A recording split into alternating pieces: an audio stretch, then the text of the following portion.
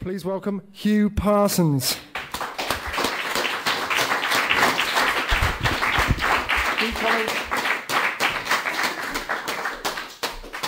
I've had some good fortune recently. I've come into a little bit of money. So what I've done is I bought a camper van and I spent the past month or so travelling around, performing poetry at open mics or gigs or whatever I can get. And this is my second visit to Bristol. And at the moment I'm camping just outside the city on the A38 behind a farm in a damp field. And I've written 2 poems. And the first one is I'm going to dedicate it to anyone from Somerset. Is there anyone from Somerset here? There's just one. Okay, well, you'll understand this, but the rest of you won't, okay? It's called Brenda Gives It a Whirl. Brenda, the curlew, does reside in Somerset's splendid countryside.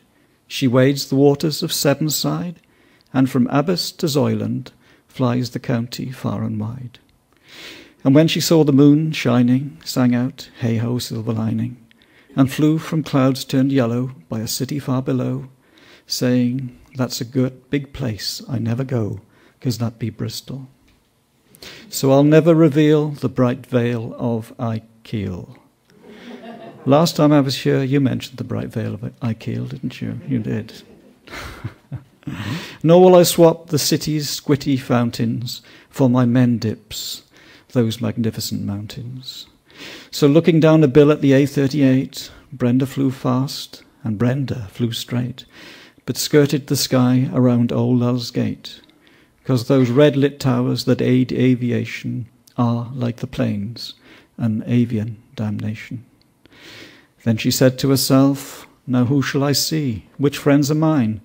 Shall it be Clua Caroline, who in rhyme intrinsica writes intrinsic rhyme?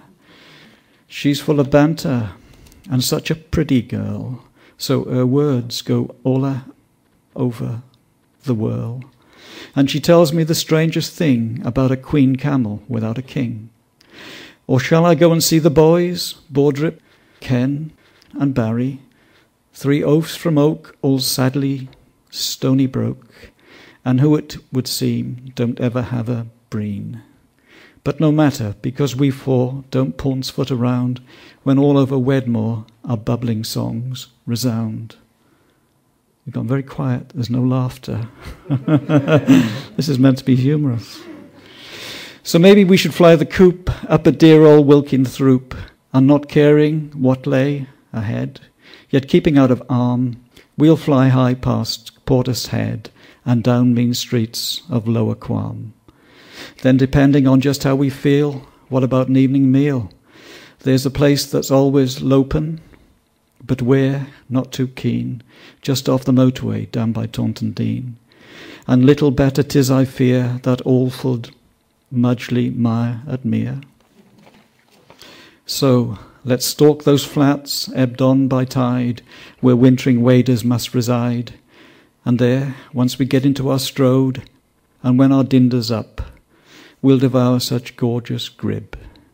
Yes, after some winkle westling, we'll have lobster with vinegar, shrimps and shellfish. But let's be neither greedy nor selfish. And let's savour the moment and wait for the time when champflower cordial removes all taste to brine. And let's take this time to think, 'cause yer be curry load enough to sink.